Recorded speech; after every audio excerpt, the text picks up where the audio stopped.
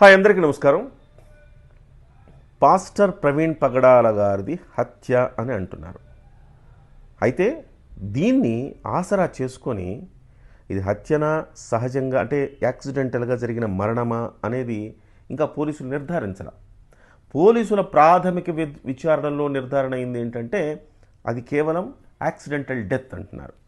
కానీ post mortem తర్వాత నివేదిక వచ్చిన తర్వాత మాత్రమే పూర్తిగా చెప్పగలం అంటున్నారు. కానీ ఈలోపు క్రైస్తవ సంఘాలు కొంతవరకు ఒక గందరగోళ పరిస్థితి క్రియేట్ చేసే ఒక ప్రయత్నం అయితే జరుగుతున్నట్టు కనపడుతుంది. ఇది చాలా అప్రమత్తంగా ఉండాల్సిన అవసరం ఉంది. ప్రభుత్వం మాత్రం ఎవరికి ఏ అనుమానాలున్నా నివృత్తి చేయాల్సిన బాధ్యత ప్రభుత్వానిదే. ఇది హత్య అయితే ఖచ్చితంగా ఎవరు హత్య చేశారో వాళ్ళని పట్టుకుని శిక్షించి తీరాల. కాదు ఇది హత్య కాదు, ఇది యాక్సిడెంట్గా జరిగిన ఒక యాక్సిడెంట్లో ఆయన మరణించాడు అంటే కనుక ఇది యాక్సిడెంట్ అని ప్రూవ్ చేయడానికి దానికి సంబంధించిన ఆధారాలు కూడా ప్రభుత్వం చూపించాలి. ఏదైనా ప్రభుత్వం కన్విన్స్ చేయాల్సిన బాధ్యత ప్రభుత్వం మీద ఉంది.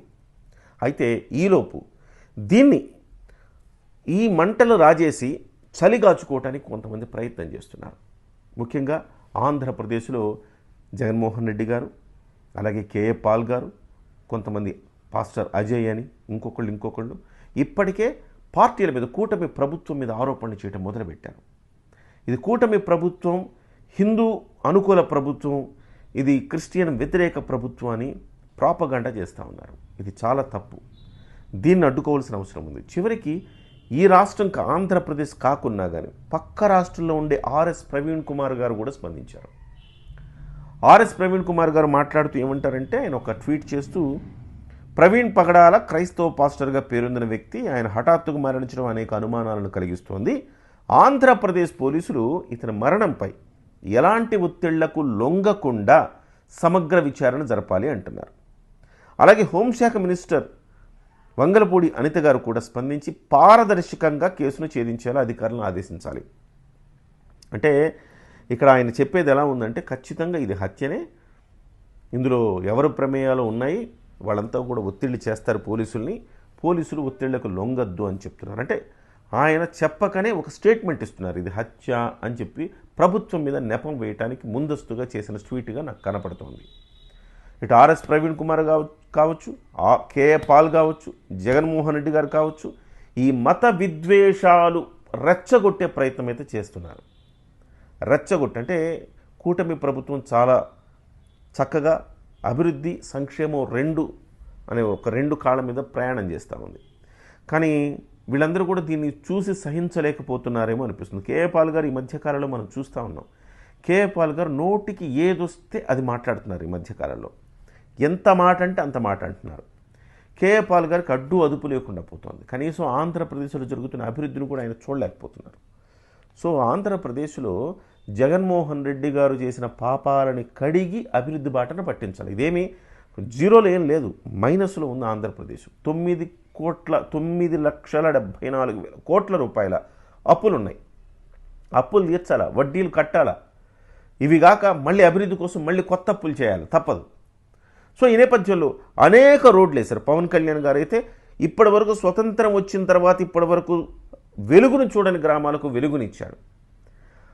సిమెంట్ రోడ్లను చూడని గ్రామాలకు సిమెంట్ రోడ్లు ఇచ్చాడు. డోలీల మోతకు స్వస్తి చెప్పాడు. ఇంత అద్భుతమైన పరిపాలన జరుగుతోంది. గతుకుల రోడ్లు ఎక్కడ కనపడట్లేదు, ఇప్పుడు మొత్తం రోడ్లన్నీ కూడా వేసేశారు. అదేవిధంగా లోకేష్ గారు అనేక కంపెనీలను తీసుకొస్తూ ఉన్నారు.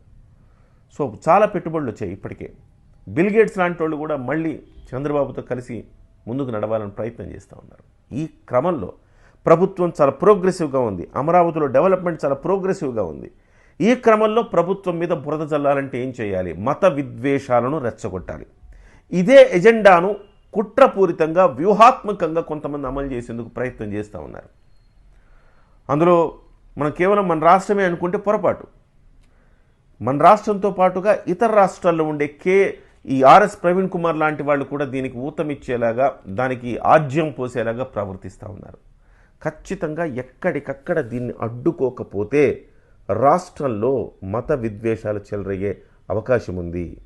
ఆ మంటల వేడిలో చలి కాచుకునేందుకు జగన్మోహన్ రెడ్డి గారు రెడీగా ఉన్నారు.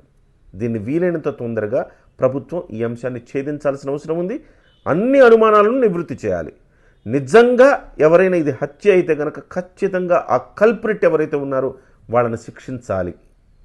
అలాగే కాదు ఇది యాక్సిడెంటల్ డెత్ అయితే దానికి సంబంధించిన ఆధార సహితంగా కన్విన్సింగ్గా అందరికీ చెప్పాల్సిన అవసరం, చాలా ఓపికగా సహనంగా ప్రభుత్వం ఈ అంశాన్ని డీల్ చేయవలసిన అవసరం ఉంది.